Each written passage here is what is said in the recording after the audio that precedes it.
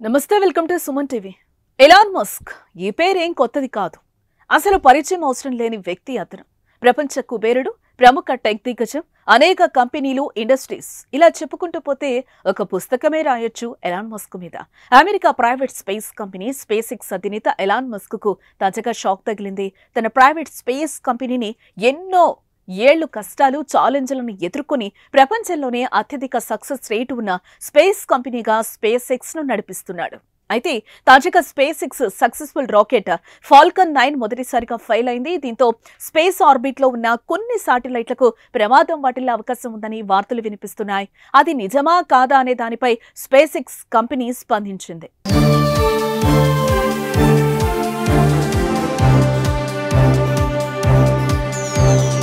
ప్రపంచ కుబేరుడైన Elon Musk కు చెందిన సొంత సంస్థ ప్రైవేట్ అంతరిక్ష కంపెనీ స్పేస్ ఎక్స్ తాజాగా చేపట్టిన ఫాల్కన్ 9 రాకెట్ ప్రయోగం విఫలమైంది.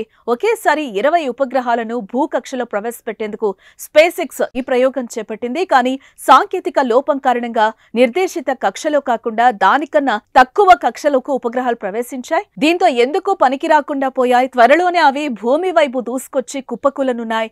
ఈ విషయాన్ని స్పేస్ ఎక్స్ సామాజిక మాధ్యమ వేదిక ఎక్స్ ద్వారా ప్రకటించింది. ఈ నేపథ్యంలో ఆ శాటిలైట్స్ భూ వాతావరణంలోకి తిరిగి ప్రవేశించి నశిస్తాయని స్పేస్ ఎక్స్ సంస్థ తెలియజేసింది.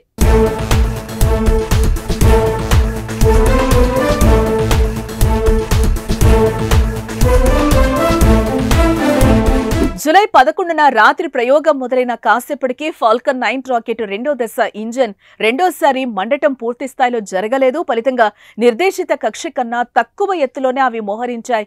మొత్తం 20 శాటిలైట్లకు గాను 10 శాటిలైట్లతో స్పేస్ ఎక్స్ బృందం కాంటాక్ట్ కాగలిగింది. వాటి ఎత్తు పెంచేలా చేసేందుకు ప్రయత్నించగా అది సాధ్యపడలేదు. ఈ ఉపగ్రహాలన్నీ భూ వాతావరణంలోకి తిరిగి ప్రవేశించి పూర్తిగా నశిస్తాయి. వాటి వల్ల ప్రస్తుతం కక్షలో తిరిగే ఇతర ఉపగ్రహాలకు లేదా మనుషులకు ఎలాంటి ముప్పు లేదంటూ వేర్వేరు పోస్టులలో స్పేస్ ఎక్స్ తెలిపింది. అంతకుముందు ఎలాన్ మస్క్ సైతం దీనిపై ఎక్స్ లో స్పందించారు. శాటిలైట్లలోని సాఫ్ట్వేర్ ను అప్డేట్ చేసేందుకు ప్రయత్నిస్తున్నట్లుగా చెప్పారు. కానీ ఇదేమీ స్టార్ ట్రెక్ ఎపిసోడ్ కానందున ఈ ప్రయత్నం సఫలమయ్యే అవకాశం లేదని భావిస్తున్నట్లుగా చెప్పుకొచ్చారు.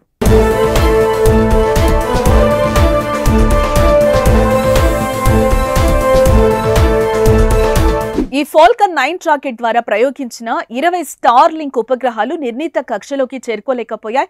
ఇంటర్నెట్ సేవలకు సంబంధించిన ఆ ఉపగ్రహాలు తక్కువ కక్షలోనే ఉండిపోయాయి.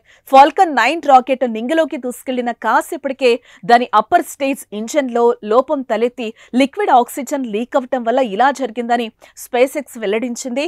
ఫాల్కన్ 9 రాకెట్ ఇంజన్ లో లోపాన్ని గుర్తించిన వెంటనే స్పేస్ ఎక్స్ కంపెనీ ఫ్లైట్ కంట్రోలర్లు దానిలోని దాదాపు సగం ఉపగ్రహాలతో కనెక్ట్ అయ్యారు.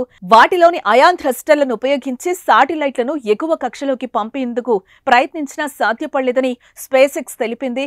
తప్పుడు కక్షలోకి చేరిన శాటిలైట్లు గాల్లోనే కాలిపోతాయని స్పష్టం చేసింది.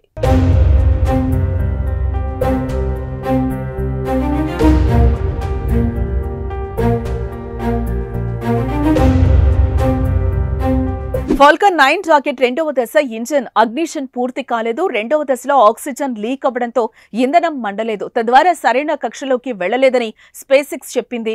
ఉపగ్రహ వైఫల్యానికి గల కారణాలను కంపెనీ వివరిస్తూ పెరిజీ గుండా వెళ్లే ప్రతి మార్గం శాటిలైట్ ఆర్బిట్ లోని ఎత్తైన ప్రదేశం నుండి 5 కిలోమీటర్ల కంటే ఎక్కువ ఎత్తును తొలగిస్తుంది. ఈ స్థాయి డ్రాగ్ లో శాటిలైట్ల కక్షను విజయవంతంగా పెంచడానికి వారి దగ్గర ఉన్న థ్రస్ట్ సరిపోదన్నారు. అయితే దీని ద్వారా ఇతర ఉపగ్రహాలకు ఎలాంటి ఇబ్బంది ఉండదని స్పేస్ ఎక్స్ ప్రకటించింది.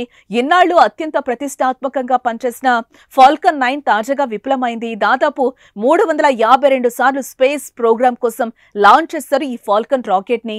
అంతేకాదు తిరిగి ల్యాండ్ అయ్యే టెక్నాలజీ ఉన్న ఫాల్కన్ 9 రాకెట్ 310 సార్లు ల్యాండ్ అయింది. అలాగే 284 సార్లు రీఫ్లైట్, అంటే ఒకే రాకెట్ అన్ని సార్లు ఉపయోగించారు. కాగా ఇంత హై టెక్నాలజీ సక్సెస్ రికార్డు ఉన్న ఫాల్కన్ 9 రాకెట్ మొదటిసారి ఫెయిల్ అయింది. దీన్ని సరిచేసుకుని మళ్లీ తమ స్పేస్ రీసెర్చ్ ను కొనసాగిస్తామని స్పేస్ ఎక్స్ అధినేత ఎలాన్ మస్క్ తెలిపారు.